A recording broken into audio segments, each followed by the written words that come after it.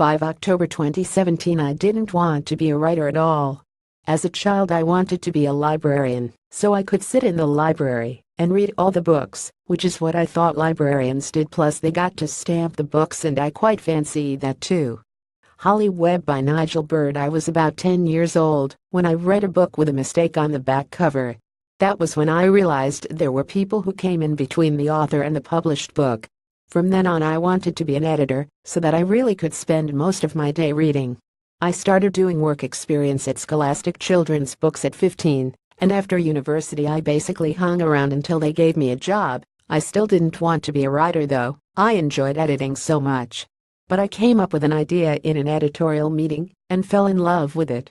I wasn't supposed to write it at all. I was supposed to think about it a bit more and then suggest it to an author.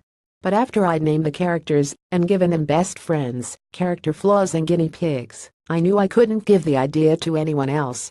I wrote that book on trains. I used to commute between Reading and London, and the half hour each way was my writing time.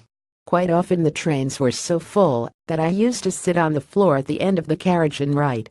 That first book was published 13 years ago, and since then I've written over 120 books, which still shocks me every time I say it. I have 3 children, who are all now at secondary school. This makes it much easier to write than it was when they were babies, but I'm still very bad at getting on with work. I wander around making too many cups of coffee. I read and reread Frances Hodgson Burnett's books The Secret Garden and A Little Princess. As a child, I can remember exactly what my copies looked like. I was talking to my editor about our favorite books, and she was the one who suggested writing a sequel. It took me 5 years to come round to the idea. Too scary, but I've loved it.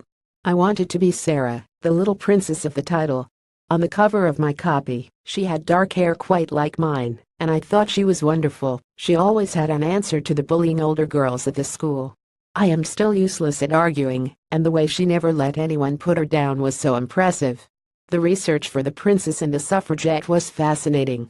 I knew a little about suffragettes, but I don't think I'd ever appreciated their determination and courage. My characters are conflicted about the borderline between peaceful protest, resistance and direct action, and I am too. I just don't know what my feelings would have been at their age. I hope I would have been brave enough to campaign for women's rights. The online abuse that women who stand up in public are still getting now is incredibly sad. The Princess and the Suffragette by Holly Webb is published by Scholastic, on sale now.